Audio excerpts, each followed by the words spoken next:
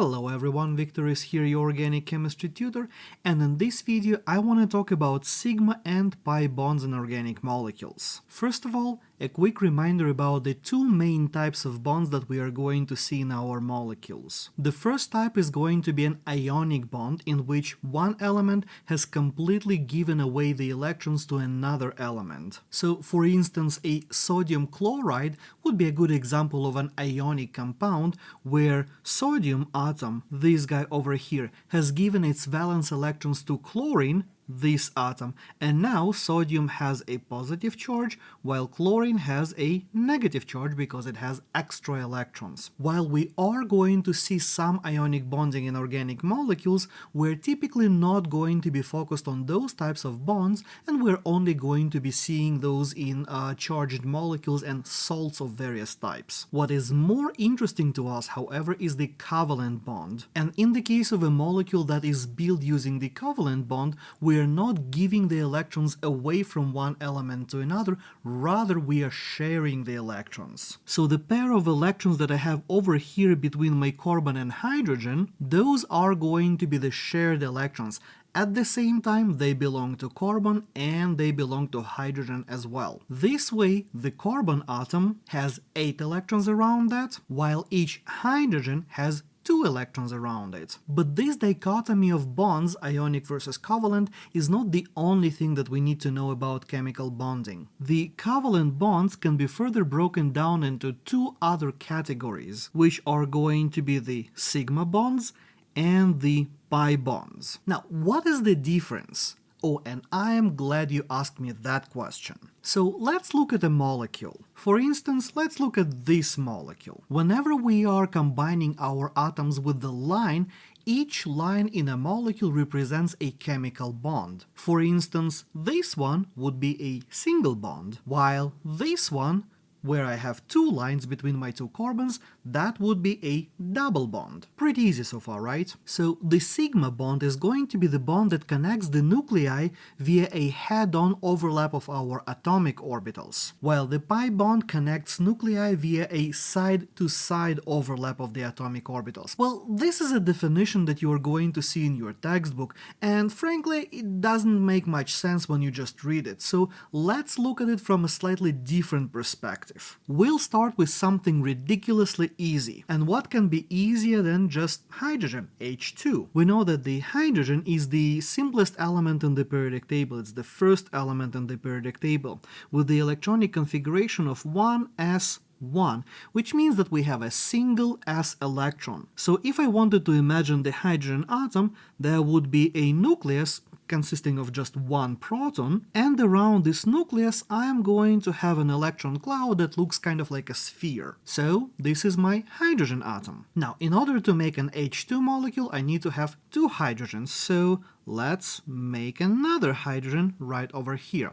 So now, when these 2 guys are going to come together and those electron clouds going to overlap, we're going to say that these clouds are overlapping, and since they are overlapping along the line that is directly connecting our nuclei, we are going to call that a heads-on overlap. And since this is a heads-on overlap, that will be an example of a sigma bond. Now, let's take something a little bit more complex. A methane molecule, CH4, which would look something like that if we were to draw a Lewis structure for it. And as I've mentioned before, every single line represents a bond. So let's look at this bond between carbon and hydrogen under a little bit more magnification, so to speak. We've got a carbon atom.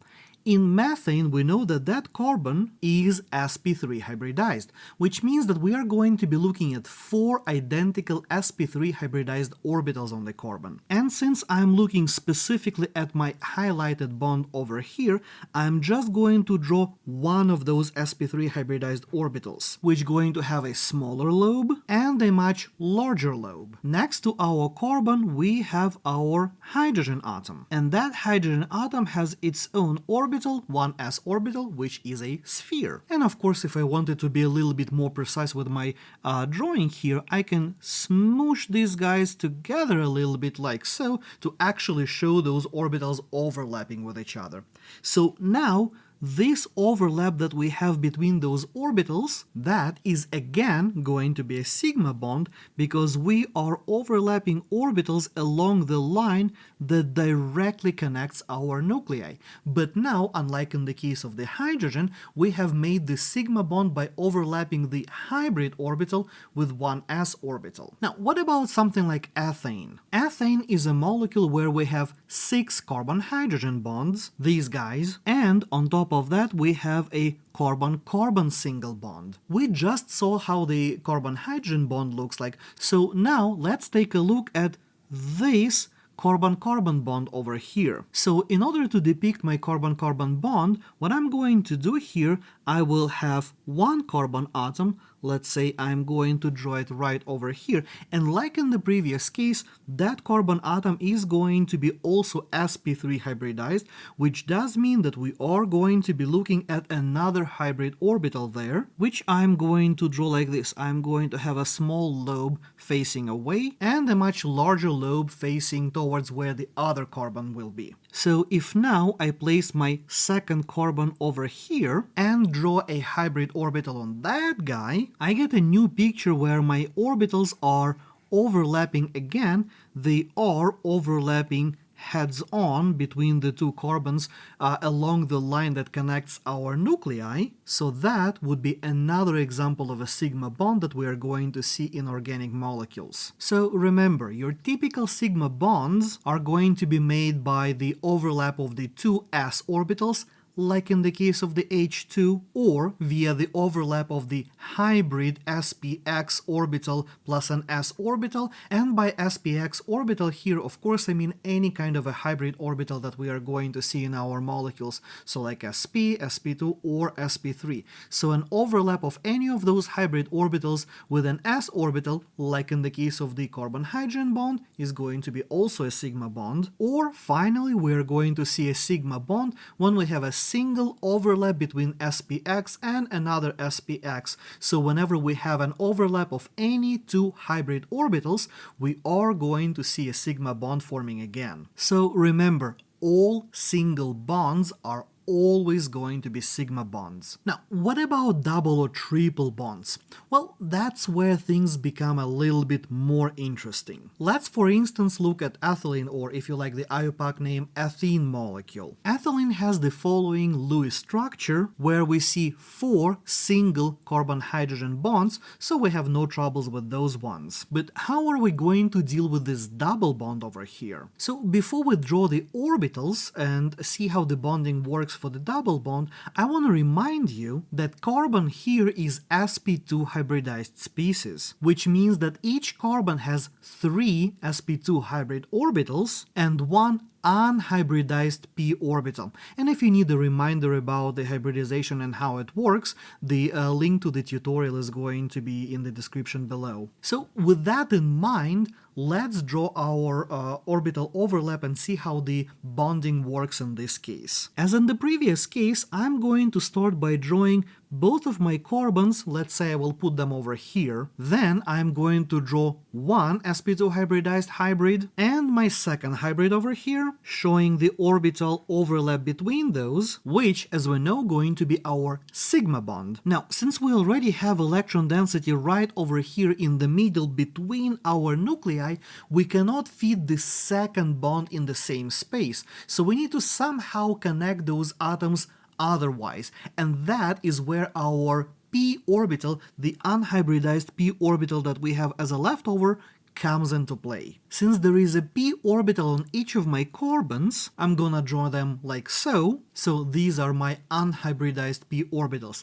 Now, because we have those p orbitals, we can have over this space overlap between those orbitals, and that is going to create our pi bond. And one very common misconception that I see over and over again when I'm working with my students is that many students think that because we have two overlaps, one over here and the other one over here, they think it's two separate bonds. No, this entire overlap above and below the carbon atoms, that whole thing is the pi bond. So in other words, when we have an overlap of two p orbitals, we have this big purple cloud that is our pi bond. And inside, we have that green cloud, and that green cloud is the sigma bond. So the purple stuff is the pi bond, the green stuff is the sigma bond. So if I go back to my schematic picture where I just show the atomic orbitals,